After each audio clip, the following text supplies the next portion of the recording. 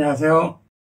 오늘은 혈관 관리에 대해서 몇 가지 말씀드려 보겠습니다.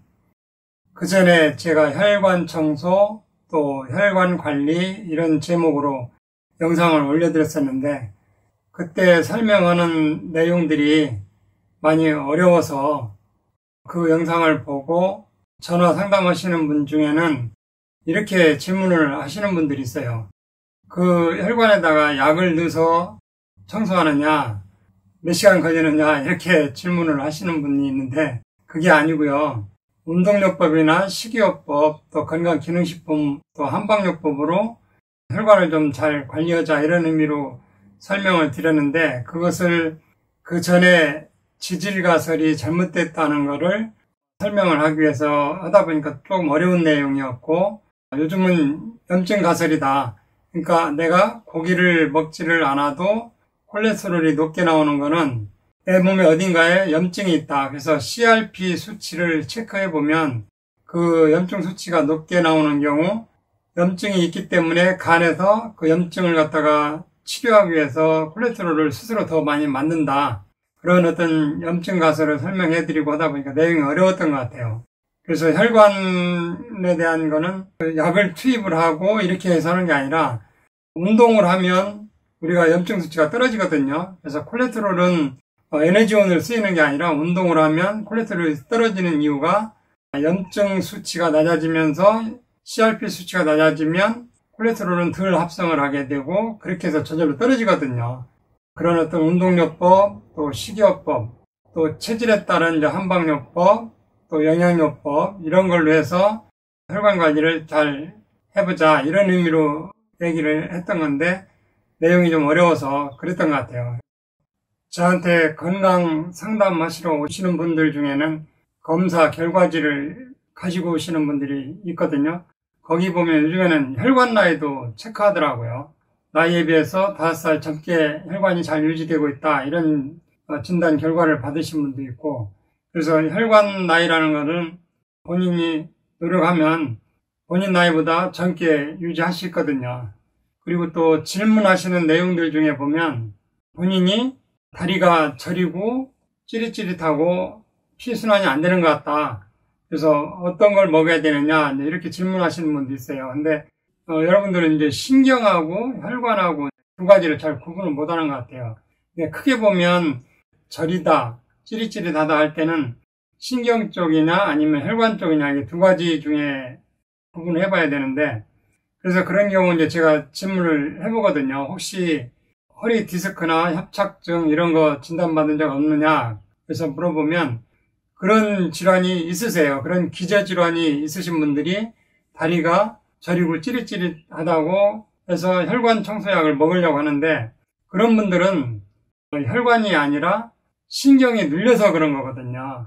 허리 쪽에서 신경이 협착증으로 눌리든지 아니면 휴간판 탈출증으로 또 마찬가지로 신경이 눌려서 아래 밑에 쪽으로는 전부 다 신경이 찌릿찌릿 저리고 이런 증상이 나타날 수 있는데 그런 경우도 혈관 순환이 잘 안 돼서 그런 줄 알고 이렇게 오해하시는 분들이 있어요.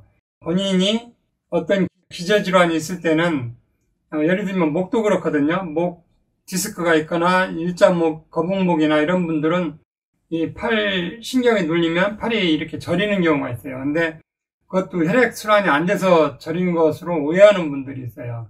신경이 눌리면 그래서도 저리거든요. 구조적으로 형태학적으로 이상이 있는 거는 그것을 먼저 치료를 하고 그 다음에 보조적으로 혈액순환제라든지 또 말초 신경염에 관련된 비타민이라든지 이런 걸 투여하면 되거든요. 인체에서 생명 유지하는 데 가장 필요한 두 가지를 꼽으라고 한다면 영양학자들이 대개 두 가지를 꼽을 때 ATP하고 칼슘을 꼽아요. 그게 무슨 얘기냐면 우리가 생명 현상을 유지하는데 필수적인 두 가지 요소는 ATP하고 칼슘이다. ATP는 당연히 우리 몸에 에너지를 내는 거니까 당연한 거고 ATP는 미토콘드리아에서 만들어내는데 우리가 탄수화물을 먹으면 포도당이 흡수돼서 포도당 한 분자가 세포로 들어가면 미토콘드리아의 전자 전달계를 걸치면서 38 ATP가 만들어지는데 그 에너지로 우리가 뭐 심장이 뛰기도 하고 여러 가지 우리 몸의 기초 대사로 다 쓰이는데 그 생명 현상에 가장 중요한 게 에너지죠. 그 다음에 중요한 게 칼슘이에요.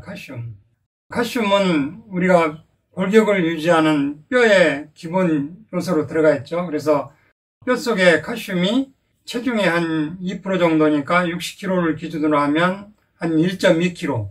그러니까 뼈 속에 한 1.2kg 정도의 칼슘이 들어가 있어요. 저장되어 있어요. 뼈는 칼슘의 저장 창고죠.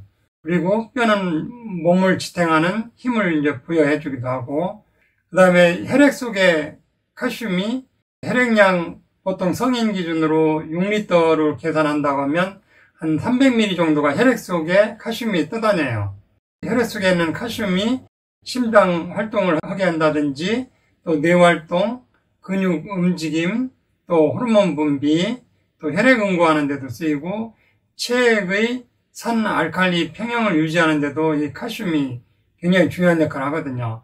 그 다음에 세포 안에 있는 칼슘도 외부 정보를 전달해주는 정보 전달체로서 역할도 하고 세포가 생존하도록 하는데 생존 유지하는 데 꼭 필요하고 세포 증식하는 데도 도움이 되고 또 신경세포의 정보 전달, 또 호르몬 생성 및 운반, 또 세포를 젊게 해주고 면역세포 연락물질인 그 사이토카인 생성에도 칼슘이 필요하고 당연히 근육 수축 이완 조절하는데 칼슘이 필요하거든요.